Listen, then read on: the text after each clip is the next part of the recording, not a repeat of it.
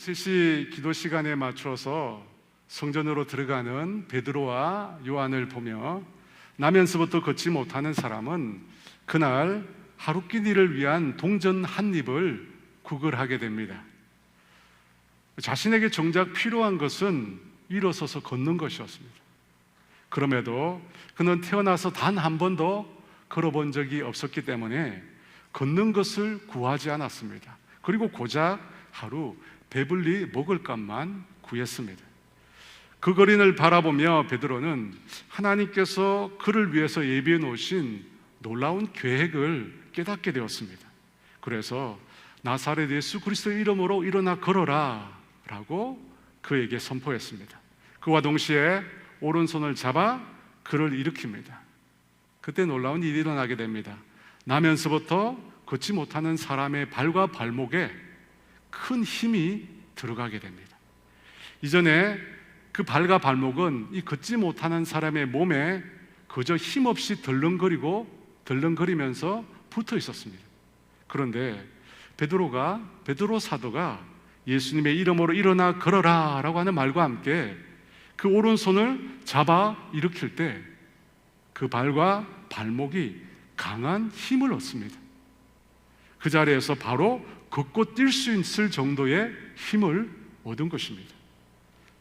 여러분, 이 일은 인간의 의학적인 지식이나 상식으로는 불가능한 일이었습니다. 말 한마디와 한 번의 붙잡음으로 나면서부터 걷지 못한 사람이 일어서 걷고 뛰는 것, 여러분, 이것은 그야말로 초자연적인 현상입니다. 우리는 그것을 기적이라고 부릅니다. 그때부터 나면서 한 번도 걷지 못했던 이 사람은 뛰어서서 걸으며 성전으로 들어가면서 걷기도 하고 뛰기도 하면서 하나님을 찬송하게 됩니다. 남들에게는 너무나 당연한 걷는 것으로 그는 마치 자기가 원하는 가장 좋은 선물을 받은 아이처럼 걷고 뛰면서 기쁨을 표출합니다. 단 한 번도 일어서 걸어본 적이 없었기에 구하지 않았을 뿐이지 사실 그는 정말로 다른 사람처럼 걷고 싶었던 것입니다. 또 유대인이라면 누구나 들어갈 수 있었던 하나님의 성전, 하나님의 임재가 가득한 그 성전에 자신도 들어가서 기도하고 싶었던 것입니다. 육신의 장애로 인해서 하나님 앞에 나아갈 수 없었던 그가 이제 예수 그리스도의 이름으로 그 하나님 앞으로 나아갈 수 있게 된 것입니다. 나면서부터 걷지 못하는 이 사람이 걷고 뛰면서 성전을 드나들고 하나님을 찬송하는 것을 그 주변 사람들이 보게 됩니다. 사람들은 이 기쁨의 도취에서 뛰어다니는 그 사람이 성전 미문에서 구걸했던 그 거린이었음을 단번에 알아챕니다. 오랫동안 그가 성전 미문에서 구걸하는 것을 사람들이 보았기 때문입니다. 사람들은 그에게 일어난 일로 인하여 심히 의아해했습니다. 너무나 이상하고 놀라운 일이 일어났다는 것입니다. 그때 이 나면서부터 걷지 못했다가 나은 사람이 베드로와 요한을 붙잡습니다. 11절 말씀인데요. 나은 사람이 베드로와 요한을 붙잡으니 모든 백성이 크게 놀라며 달려나가 솔로몬의 행각이라 불리우는 행각에 모이거늘. 이 나은 사람이 베드로와 요한을 붙잡은 것은 두 가지 이유가 있을 것입니다. 하나는 두말할 필요도 없이 감사해서일 것입니다. 걷지 못함으로 인해서 이 사람이 겪어왔던 고통은 이루 말로 헤아릴 수가 없습니다. 그런데 베드로와 요한이 자신을 낫게 해주었기에 너무나 감격해서 그는 표현할 수 있는 최고의 사랑을 가지고 베드로와 요한을 꼭 붙잡고 껴안았습니다. 다른 하나는 그가 자신이 완전히 다 나았는지 아직 확신할 수 없어서입니다. 생애 처음으로 걷게 되었기에 혹시 걷다가 다시 걷지 못하게 될까 불안한 마음이 있었던 것입니다. 그래서 베드로와 요한을 다시 붙잡은 것입니다. 그가 베드로와 요한을 붙잡자 주변의 사람들이 크게 놀라면서 그들에게 달려왔습니다. 왜 달려왔죠? 사람들은 걷지 못한 이 사람이 걷게 된 것이 누구 때문인지 비로소 알게 된 것입니다. 걷지 못했던 사람이 일어난 이 기적으로 인해서 군중들이 베드로와 요한 주위를 둘러싸게 됩니다. 그들이 모여든 곳이 솔로몬 행각이라고 합니다. 행각은 이 벽이 없고 이 기둥으로 받쳐진 이 지붕이 있는 현관을 말합니다.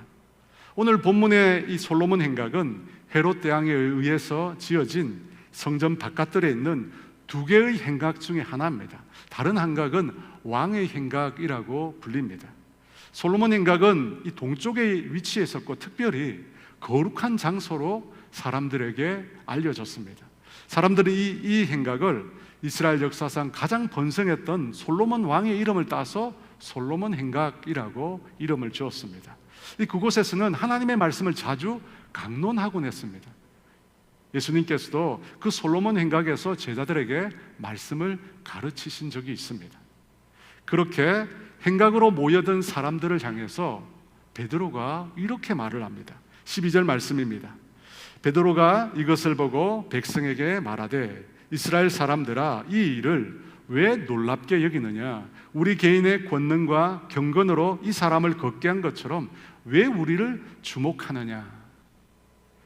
베드로의 이 말의 의도만 우리가 들어도 그가 사람들을 반기지 않는다는 것을 우리가 알 수 있습니다.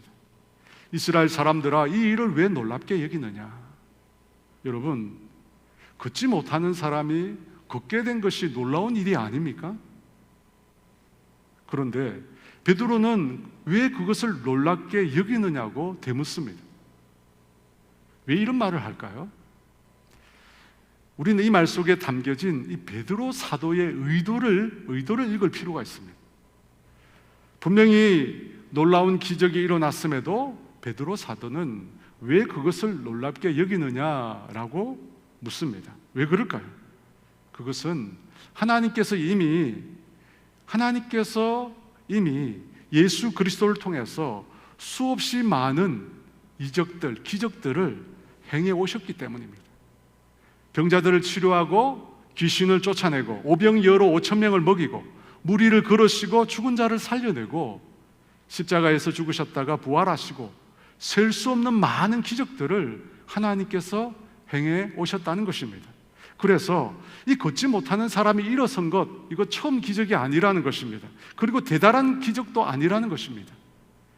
베드로의 말 속에는 그 말을 듣고 있는 사람들은 이해하지 못했지만 나면서부터 걷지 못하는 이 사람이 일어선 이 일은 하나님께서 지금까지 행해 오셨던 많은 기적에 비하면 아주 작은 하나에 불과하다는 것입니다. 하나님은 예수님을 통해서 이미 수없이 많은 성경의 기록을 뛰어넘을 정도로 수없이 많은 기적들을 행하셨다는 것입니다. 그것에 비하면 이 일은 놀라운 것도 아니라는 것입니다. 그래서 왜 이 일을 놀랍게 여기느냐라고 말을 한 것입니다. 그 말을 이어서 그 다음 또 이렇게 말합니다. 우리 개인의 권능과 경건으로 이 사람을 걷게 한 것처럼 왜 우리를 주목하느냐? 여러분 무슨 말입니까? 베드로와 요한 우리 두 사람이 이 사람 곧 나면서 걷지 못한 사람을 걷게 한 것이 아니라는 것입니다. 여러분 그러면 누가 걷게 한 겁니까? 자신들이 걷게 한 것이 아니라면 누가 걷게 한 거죠? 베드로 사도의 이 말은 사람들을 점점 미궁 속으로 빠져들게 합니다. 분명히 베드로와 요한이 이 거린을 주목하며 나사렛 예수 그리스도의 이름으로 일어나 걸으라고 했습니다. 또 오른손을 붙잡아 일으켰습니다. 그래서 걷지 못하는 사람이 갑자기 일어나 걷고 뛰게 되었습니다. 그럼에도 베드로 사도는 우리가 한 게 아니라면 그럼 누가 했습니까? 하나님이 하셨다는 거죠. 하나님이 하셨다는 겁니다. 왜 우리를 주목하느냐 이 말을 좀 더 정확하게 번역하면 어찌하여 우리를 주목하느냐라는 말입니다. 그 말은 우리를 주목해서는 안 된다는 것입니다. 나면서 걷지 못한 사람이 일어선 것에 대해서 베드로와 요한은 자신들을 주목하면 안 된다고 합니다. 어찌하여 왜 우리를 주목하느냐는 말은 우리를 주목하지 말고 하나님을 주목하라는 거예요. 하나님을 주목하라는 거예요. 여러분 우리는 이 베드로 사도의 말과 행동을 통해서 아주 큰 교훈을 얻게 됩니다. 분명히 베드로와 요한이 나면서부터 걷지 못하는 사람을 일으켰습니다. 하지만 엄밀히 말하면 베드로와 요한을 통해서 그들을 도구로 사용해서 하나님께서 그 사람을 일으키신 것입니다. 나면서 걷지 못하는 사람을 걷게 하고 그를 구원한 분은 다름 아닌 하나님이십니다. 그 일에 베드로와 요한은 하나님의 도구로 쓰임을 받았을 뿐입니다. 그런데 굳이 베드로 사도가 왜 이를 놀랍게 여기느냐? 왜 우리가 이 사람을 걷게 한 것처럼 우리를 주목하느냐? 이렇게까지 말할 필요가 있느냐 하는 것입니다. 여러분, 좋은 게 좋은 거잖아요. 그냥 이렇게 말할 수 있잖아요. 하나님께서 저를 통해 역사하셨어요. 하나님께서 저를 사용해서 이 사람을 일으켰어요. 그렇게 말할 수 있잖아요. 그런데 걷지 못하는 사람의 일어서는 기적을 보고 찾아온 사람들에게 너무나 민망하게 우리 개인의 권능과 경건으로 이 사람을 걷게 한 것처럼 왜 우리를 주목하느냐? 왜 이렇게 핀잔을 주는 듯한 느낌으로 자신이 한 일을 부인하는 것일까요? 여러분, 왜 이렇게까지 말할 필요가 있을까요? 베드로 사도가 이렇게 강하게 내가 한 것이 아닙니다 라고 자기 부인의 말을 한 이유가 있습니다. 그것이 무엇일까요? 그것은 하나님의 일을 함에 있어서 자신을 드러낼 때, 자신이 그 일에 자신이 했다고 그 일을 드러낼 때 그것이 가져올 위험성을 베드로가 잘 알고 있었기 때문입니다. 여러분, 우리 인간은 자기 자신을 굉장히 기념하고 싶어 합니다. 아무리 사소한 일이라도 우리가 한 일을 내가 했다고 사람들에게 말하고 싶다는 것입니다. 우리가 너무나 잘 아는 이런 한자성어가 있습니다. 호사유피 인사유명. 다 아시죠? 호랑이는 죽어서 가죽을 남기고 사람은 죽어서 이름을 남긴다. 여러분, 인간은 자신이 행한 일을 남기고 싶어 합니다. 기념하고 싶어 한다. 이 트로피 없는 스포츠는 없다라는 말이 있습니다. 트로피 없는 스포츠는 없다. 혹시 들어보셨습니까? 제가 지은 말인데요. 이 모든 스포츠에는 반드시 트로피가 있습니다. 아마 이 운동 경기를 해보신 분은 다 아실 거예요. 아무리 작은 대회라도 교회에서 조그맣게 이렇게 대회를 열어도 반드시 트로피가 있어요. 탁구대회, 배드민턴대회, 족구대회, 농구대회, 축구대회, 골프대회, 이런 트로피가 반드시 있어요. 예전에 제가 족구대회를 나갔는데 2등을 했습니다. 안타깝게 2등을 했어요. 그런데 트로피를 주더라고요. 준우승 트로피. 사실 참가팀이 2팀이었어요. 그런데 그럴싸하게 금박으로 해가지고 준우승 해가지고 트로피를 주더라고요. 여러분, 인간은 자신을 기념하는 존재들이에요. 왜 우리가 우리 자신을 기념할까요? 우리 자신을 너무 사랑하니까요. 여러분, 우리 자신을 너무 사랑하니까 자꾸 우리 자신을 기념하고 싶은 겁니다. 여러분, 그만큼 인간은 자기 중심적인 존재들, 자기 중심적. 세상이 자신을 중심으로 돌아가고 있다고 생각하는 것이 인간입니다. 여러분, 죄송한데요, 이 여자분들이 굉장히 자기 중심적입니다. 이기적이에요. 여러분, 동의하시죠? 제가 방금 이 조심스럽게 고개를 끄덕이시는 분들을 제가 몇 분 봤습니다. 이 여자분들이 굉장히 이기적이어서, 자기중심적이어서 자기 가족밖에 모릅니다. 그래서 자기 남편, 자기 새끼 밖에 몰라요. 다른 사람 잘 모릅니다. 그런데 남자는 어떻죠?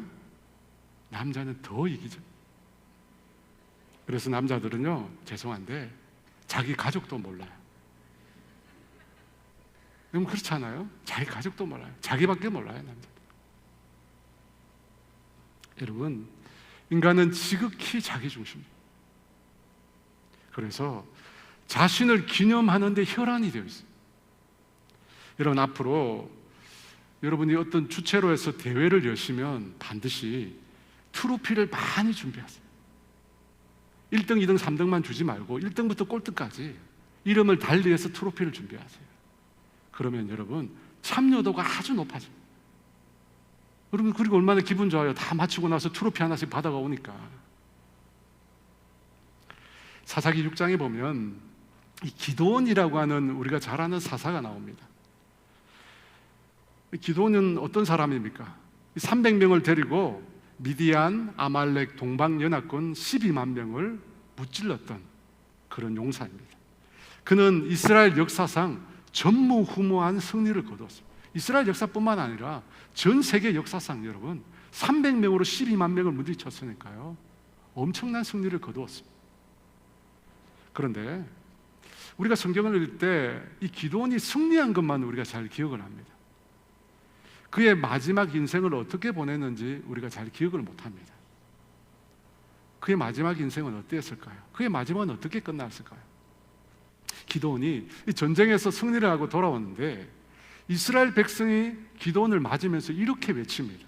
사사기 8장 22절인데요. 그때 이스라엘 사람들이 기드온에게 이르되 당신이 우리를 미디안의 손에서 구원하셨으니 당신과 당신의 아들과 당신의 손자가 우리를 다스리소서 하는지라. 기드온만이 아니라 기드온의 아들과 그리고 손자까지 이스라엘을 다스려 달라, 왕으로 이스라엘 위에 다스려 달라고 백성들이 말을 합니다. 여러분, 얼마나 백성들이 기드온에게 큰 은혜를 입었으면 이렇게 반응을 하겠습니까? 이런 열광적인 백성의 부름에 기드온이 한마디로 이렇게 대답을 합니다. 사사기 8장 23절에 기드온이 그들에게 이르되 내가 너희를 다스리지 아니하겠고 나의 아들도 너희를 다스리지 아니할 것이라. 여호와께서 너희를 다스리시리라 하니라. 여러분, 얼마나 멋집니까? 자신들의 왕이 되어달라고 하는 백성들의 간절한 요청에 기드온은 자신이 이스라엘을 다스리지 않겠다고 합니다. 자기 아들도 다스리지 않겠다고 합니다. 오직 여호와께서 다스리시리라. 하나님이 다스려야 한다는 것입니다. 하나님이 이스라엘의 왕이라는 것입니다. 전쟁만 잘하는 것이 아니라 기드온은 탁월한 신앙인이었어요. 하나님을 경외하는 자였습니다. 여러분, 이렇게 기드온의 생애가 끝났다면 정말로 해피엔딩일 텐데 그렇지 못했습니다. 왕이 되는 것을 거절한 기드온이 이스라엘 백성에게 아주 작은 한 가지 요구를 합니다. 전쟁에서 얻은 노획물 중에서 이 적군이 가지고 있던 검 귀고리를 빼서 자기에게 달라는 것입니다. 그렇게 백성에게서 받은 이 금부치를 가지고 기드온은 제사장들만이 입는 이 에봇이라는 옷을 금으로 만들게 됩니다. 그리고 그 옷을 자신의 고향인 오브라에 두게 됩니다.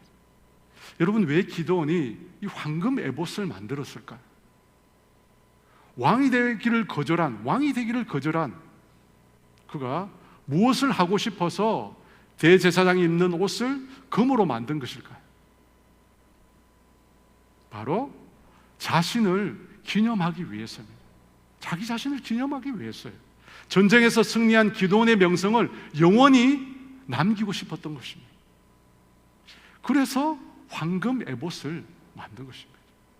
그리고 자기 고향에 그것을 갖다 둔 것입니다. 여러분, 그 에봇은 기드온의 기념품입니다.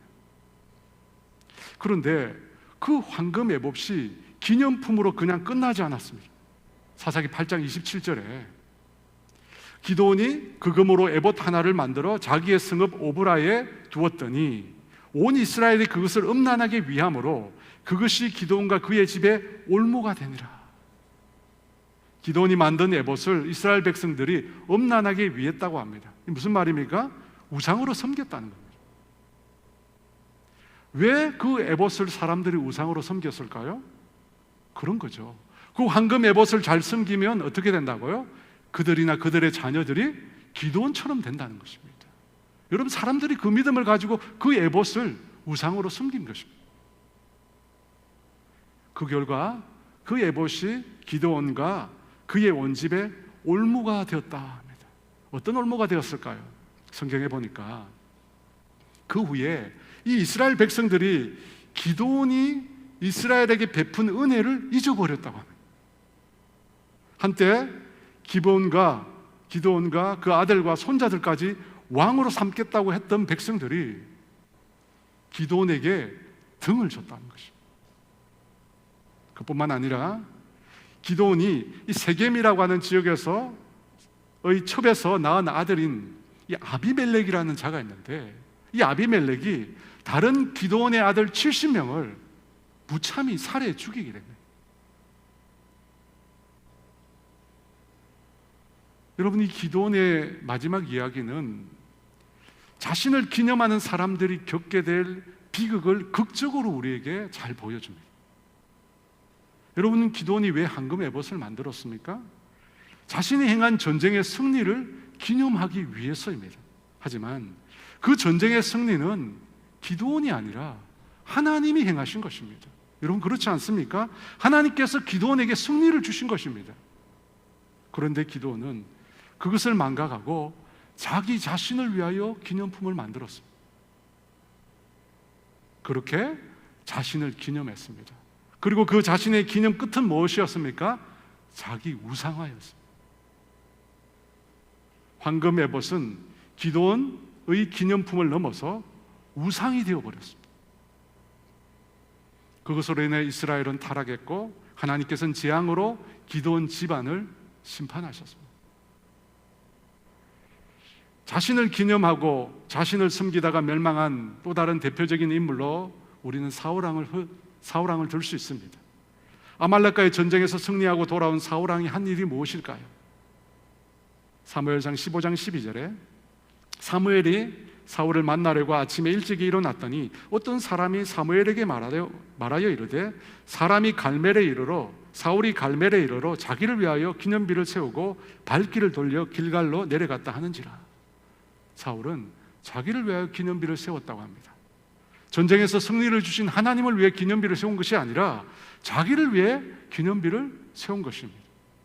그래서 하나님께서 사울을 왕으로 세운 것을 후회하셨다고 합니다. 사울의 그런 자기 우상화의 끝은 우리가 다 알듯이 파멸이었습니다. 신약 성경에 보면 예수님을 제외하고 가장 많은 기적을 일으킨 사람으로 사도 바울을 언급합니다. 여러분, 사도 바울도 죽은 사람을 살렸습니다. 병자들의 병을 치료했습니다. 귀신을 쫓아내었습니다. 독사에게 물려도 죽지 않았습니다. 바울의 몸에서 손수건이나 앞치마를 가져다가 병든 사람에게 얹으면 병이 낫고 귀신이 떠나갔습니다. 심지어 그는 삼층천 천국을 보고 온 사람입니다. 그런데 그렇게 놀라운 능력과 기적을 행한 사도 바울에게 육체의 가시가 있었습니다. 정확하게 그것이 무엇인지 잘 모릅니다. 안질인지 간질인지 모르지만 사람들 앞에 심각한 흉이 되는 어떤 것이었습니다.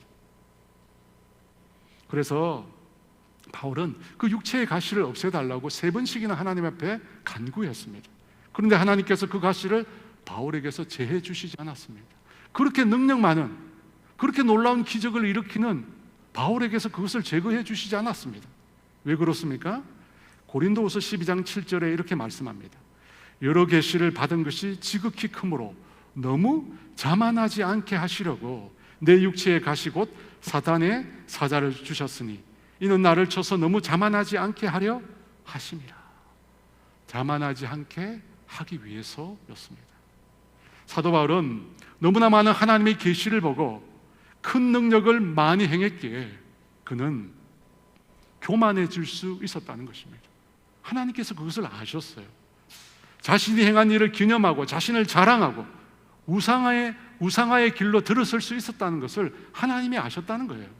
그래서 그 몸에 육체의 가시를 준 겁니다. 자만하지 못하도록 하기 위해서. 여러분, 그 가시는 하나님의 벌이 아니라 사실은 하나님의 은혜인 것입니다. 여러분, 우리는 자신을 기념하고 자신이 한 일을 자랑하는 것을 대수롭지 않게 생각합니다. 우리가 살고 있는 이 시대는 그와 같이 자신을 잘 피하라는 것을 굉장히 중요하게 생각합니다. 하지만 신앙인으로서 예수를 믿고 따르는 우리는 우리 자신을 자랑하고 우리가 우리 자신이 행한 일을 기념하는 그 행위는 하나님 앞에 교만이 될 수 있음을 기억해야 합니다. 우리 자신을 우상으로 만들 수 있다는 것입니다. 여러분, 우리 삶의 모든 것이 우리에게서 나온 것이 아닙니다. 우리가 고백하잖아요. 하나님이 우리에게 주신 것입니다. 하나님이 우리에게 은혜로 베풀어 주신 것입니다. 우리가 누리고 있는 이 모든 것들은 하나님께서 주신 것입니다. 그래서 우리는 늘 우리 자신을 부인해야 합니다. 우리라는 존재를 부인해야 합니다. 왜 베드로가 분명히 자신이 나면서부터 걷지 못한 사람을 일으켰음에도 내가 한 일이 아니라고 이렇게 단호하게 부인한 줄 아십니까? 왜 이렇게 단호하게 부인했을까요? 베드로 사도는 한때 자기 부인에 실패했었기 때문에 대제사장의 집의 여종 앞에서 그는 자기를 부인하지 못하고 오히려 자신을 사랑했던 예수님을 부인했습니다. 결코 부인해서는 안 되는 예수님을 3번씩이나 부인하며 저주까지 했습니다. 왜 그가 그렇게 했습니까? 자신을 부인하지 못했기 때문입니다. 그래서 오늘 그가 이렇게 강하게 부인하는 것입니다. 내가 한 것이 아니라고, 나를 주목하지 말라고. 여러분, 자신을 부인하지 않으면 우리가 신앙생활 하면서 예수님을 부인하게 됩니다. 우리 자신을 부인하지 않으면 예수님을 부인하게 된다니까요. 그래서 예수님께서 이렇게 말씀하셨어요. 마태복음 16장 24절에 예수께서 제자들에게 이르시되 누구든지 나를 따라오려거든 자기를 부인하고 자기 십자가를 지고 나를 따를 것이니라. 예수님을 따르기 위해서는 우리 자신을 부인해야 돼요. 그렇지 않으면 여러분 결국은 예수님을 부인하게 됩니다. 사랑하는 여러분, 타락은 어디에서 시작될까요? 우리 자신을 기념하는 일에서, 우리 자신을 자랑하는 일에서, 자기 중심적인 태도에서 여러분 교묘히 타락은 시작되는 것입니다. 내가 과연 그러면 나 중심적인 사람인가? 나 하나님 중심적인 사람인가? 어떻게 구분합니까? 베드로가 말했잖아요. 왜 우리를 주목하느냐? 자기 중심적인 사람은 항상 자신을 주목합니다. 자신을 주목해요. 반대로 하나님 중심의 사람은 뭘 주목하죠? 하나님을 주목합니다. 찬양을 부를 때도 내가 어떻게 불렀느냐가 중요한 게 아니에요. 하나님을 주목하는 거예요. 늘 하나님을 주목해요. 예배를 드릴 때도 내가 어떻게 드렸냐 중요하지 않습니다. 하나님을 주목하는 겁니다. 그것이 하나님 중심적인 사람의 삶의 태도입니다. 여러분, 전심으로 주님께 집중하십시오. 전심으로 주님을 주목하십시오. 베드로가 군중들에게 왜 우리를 주목하느냐라고 했습니다. 그러면 이 말은 누구를 주목하라는 것입니까? 그 다음 베드로 사도는 우리가 진정 주목해야 될 대상에 대해서 이야기합니다. 그 말씀이 사도행전 3장 13절에 15절입니다. 아브라함과 이삭과 야곱의 하나님 곧 우리 조상의 하나님이 그의 종 예수를 영화롭게 하셨느니라. 너희가 그를 넘겨주고 빌라도가 놓아주기로 결의한 것을 너희가 그 앞에서 거부하였으니 너희가 거룩하고 의로운 일을 거부하고 도리어 살인한 사람을 놓아주기를 구하여 생명의 주를 죽였도다. 그러나 하나님이 죽은 자 가운데서 그를 살리셨으니 우리가 이 일의 증인이라. 누구를 주목해야 한다고 말씀합니까?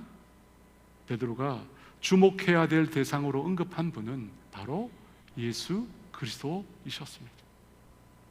빌라도가 무죄하다고 놓아주기를 결의했던 그 예수님을 유대인들이 거부하여 그를 죽였다는 것입니다. 그런데 하나님께서 그 예수를 죽은 자 가운데서 다시 살리셨다고 합니다. 부활한 그 예수님을 베드로가 직접 보았다는 것입니다. 그러면서 이어서 이렇게 말합니다. 16절 말씀입니다. 그 이름을 믿음으로 그 이름이 너희가 보고 아는 이 사람을 성하게 하였나니 예수로 말미암아 난 믿음이 너희 모든 사람 앞에서 이같이 완전히 낫게 하였느니라.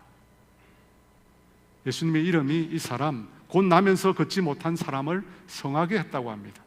예수님으로 말미암아 난 믿음이 너희 모든 사람 앞에서 이같이 온전히 낫게 했다고 합니다. 여러분, 여기서 우리가 주목해야 할 표현은 예수님으로 말미암아 난 믿음이라는 말입니다. 그 믿음이 나면서부터 걷지 못한 사람을 낫게 했답니다. 곧 믿음이 기적을 일으켰다는 겁니다. 여러분, 성경에 보면 믿음이 하나님의 놀라운 역사와 기적을 일으켰다는 말씀을 많이 합니다. 그런데 이 믿음이란 말이 성취를 뜻하는 이 역사라고 하는 말과 종종 같이 사용이 됩니다. 데살로니가전서 1장 3절에 너희의 믿음의 역사와 사랑의 수고와 우리 주 예수 그리스도에 대한 소망의 인내를 우리 하나님 아버지 앞에서 끊임없이 기억하미니, 믿음의 역사라고 합니다. 믿음이 역사를 일으킨다는 겁니다. 갈라디아서 5장 6절에 그리스도 예수 안에서 할례자나 무할례자나 효력이 없으되 사랑으로서 역사하는 믿음뿐이니라. 믿음이 중요한데 그 믿음은 사랑으로서 역사하는 믿음이어야 한다는 것입니다. 여러분, 분명히 믿음이 기적을 일으키는 겁니다. 그런데 16절 말씀에 보면 그 믿음 앞에 붙는 말이 있습니다. 여러분, 어떤 말이 붙습니까? 예수로 말미암아, 예수님으로 말미암아 난 믿음이라고 합니다. 무슨 말입니까? 믿음은 예수님에게서 난다는 것입니다. 예수님이 우리의 믿음의 기원이라는 것입니다. 흔히 우리는 내가 믿는다고 생각합니다. 믿음을 가지는 주체가 나라는 것입니다. 그런데 오늘 말씀은 그 믿음이 누구로부터요? 예수님으로부터, 예수님으로 말미암아 났다고 합니다. 곧 내가 믿는 것이 아니라 예수님으로 말미암아 내가 믿게 된 것입니다. 여러분, 그 관점으로 일어난 사건을 다시 살펴보면 이렇게 됩니다. 베드로와 요한이 기도 시간에 성전을 올라가다가 나면서 걷지 못하는 한 거린이 자신을 둘러보며 구걸을 하는 것을 보게 됩니다. 그때 베드로와 요한 가운데 계신 성령님께서 그 거린에게 주목하게 하십니다.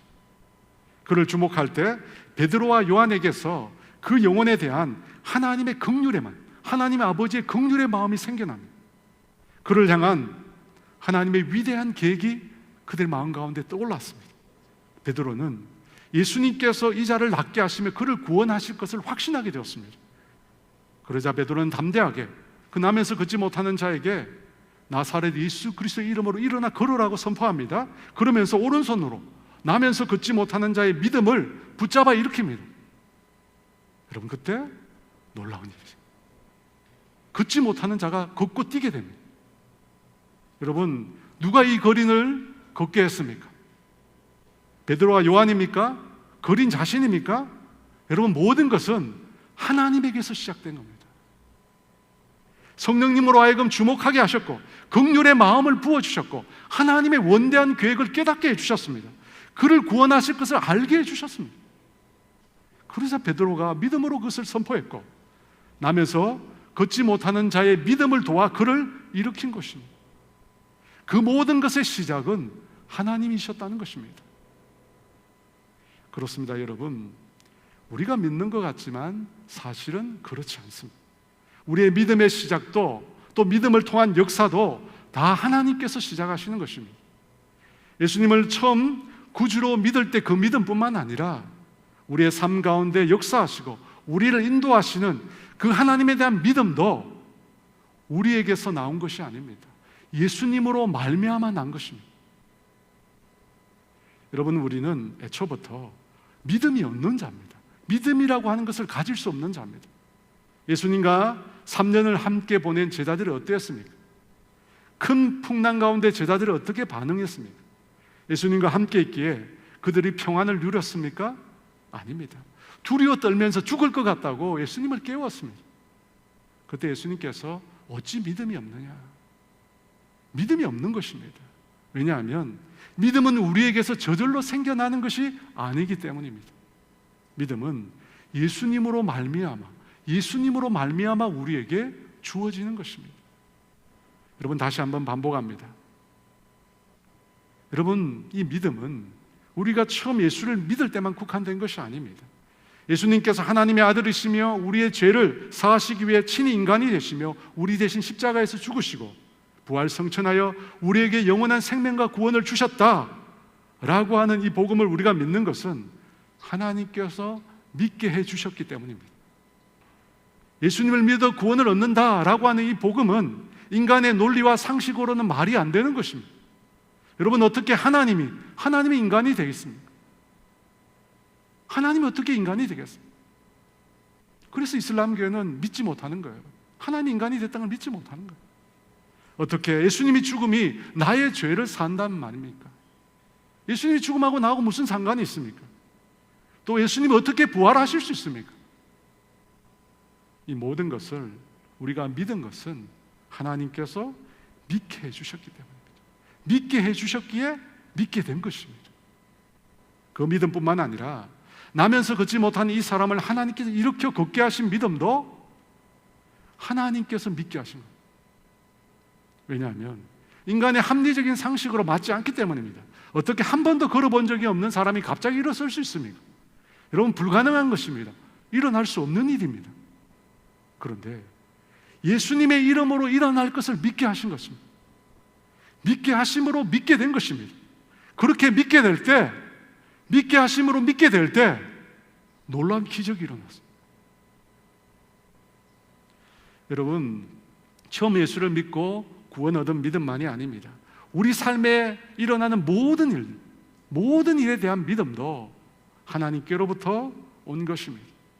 16절 하반절에 예수로 말미암아 난 믿음이 너희 모든 사람 앞에서 이같이 완전히 낫게 하였느니라.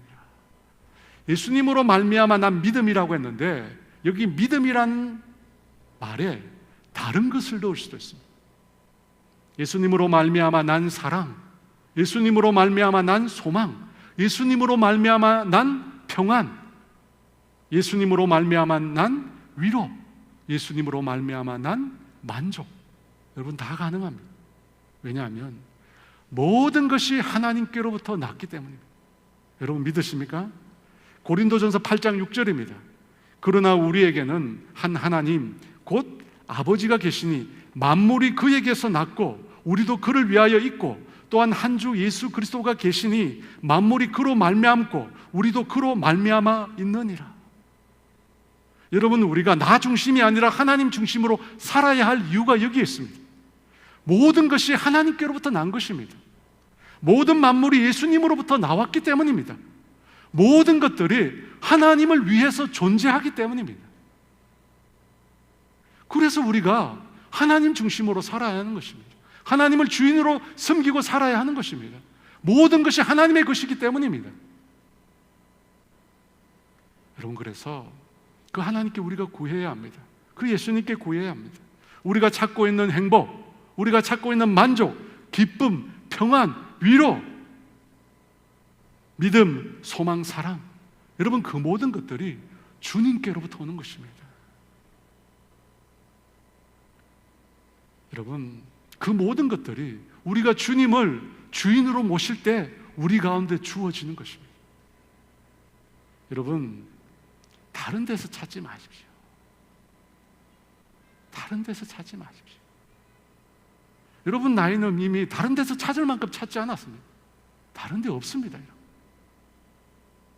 오직 예수님만이 그것을 우리에게 주실 수 있습니다. 예수님은 우리에게 영생만 주시려고 오신 분이 아닙니다. 천국행 티켓만 주시려고 오신 분이 아닙니다. 예수님은 모든 것을 다 주시려고 오신 것입니다. 요한복음 10장 10절에 도둑이 오는 것은 도둑질하고 죽이고 멸망시키려는 것뿐이요 내가 온 것은 양으로 생명을 얻게 하고 더 풍성히 얻게 하려는 것이라. 더 풍성히 얻게 하려고 예수님께서 오신 것입니다. 그러므로 여러분, 그 예수님으로 말미암아 살아야 합니다. 예수님으로 말미암아 살아야 합니다. 예수님께서 주시는 것으로 살아야 합니다. 예수님 중심으로 우리가 살아야 합니다. 그렇지 못하면 저와 여러분의 삶이 염려로, 걱정으로, 불안으로, 낙심으로, 두려움으로 살아가게 됩니다. 예수님을 중심으로 살지 않으면 여러분 그것에 우리가 빠져들어 살아갈 수밖에 없습니다. 왜? 우리에게 아무런 능력이 없기 때문에. 자기 중심적인 삶은 늘 자신을 주목합니다. 그래서 자신을 기념하고 자신을 자랑합니다. 자신을 우상으로 섬깁니다. 나 자신이 대단하고 늘 자랑합니다. 여러분, 그것은 내 삶의 주인이 나인 것입니다. 반면에 하나님 중심의 삶은 하나님을 주인으로 모시는 것입니다. 모든 것이 하나님께로부터 나온 것임을 믿습니다. 그래서 예수님으로 말미암아 살려고 합니다. 예수님을 의지해서 살려고 합니다. 여러분, 어떤 삶을 사시겠습니까? 내가 주인인 삶을 사시겠습니까? 아니면 예수님이 주인된 삶을 사시겠습니까? 우리 모두는 자기를 부인하고 우리 자신을 부인해야 합니다.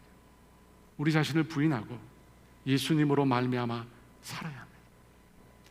여러분, 예수님으로 말미암아 사는 삶은 그 예수님께 늘 묻는 것에서 시작.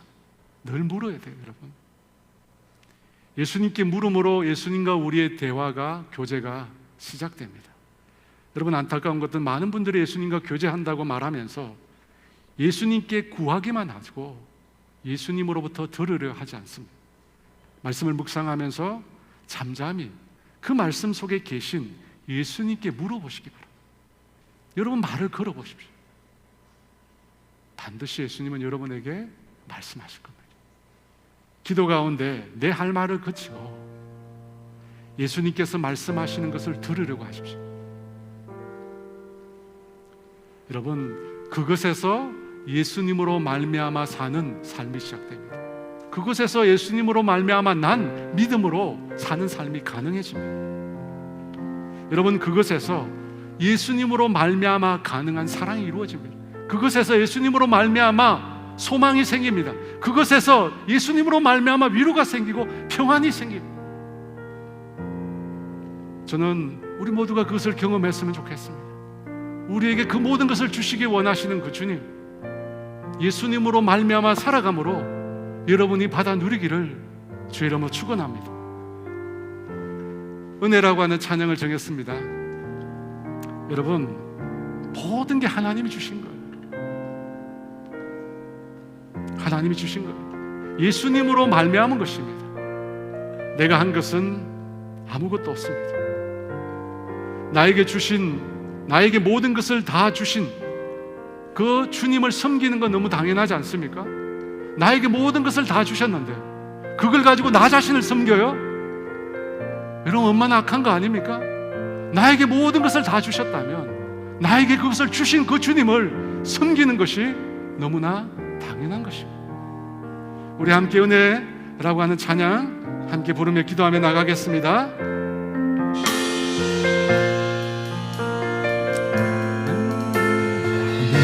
누려왔던 모든 것들이 내가 지나왔던 모든 시간이 내가 걸어왔던 모든 순간이 당연한 것 아니라 은혜였어. 아침 해가 뜨고 저녁에 노을 봄의 꽃향기와 가을의 열매 변하는 계절의 모든 순간이 당연한 것 아니라 은혜였어. 모든 것이 은혜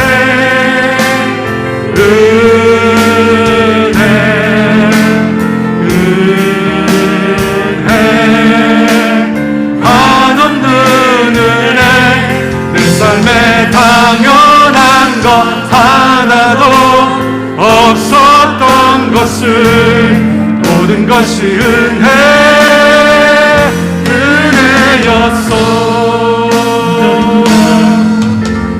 네가 내 태어나 사는 것 어린아이 시절과 지금까지 숨을 쉬 사냥 오늘 당연한 것 아니다. 모든 것은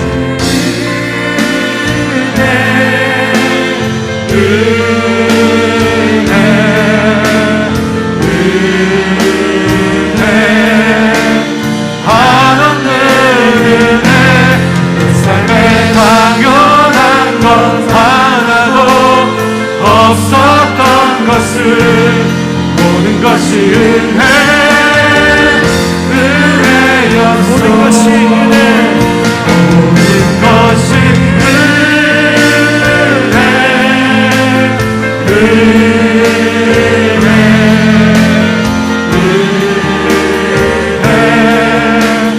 한없는 은혜. 내 삶에 당연한 것 하나도 없었던 것을 모든 것이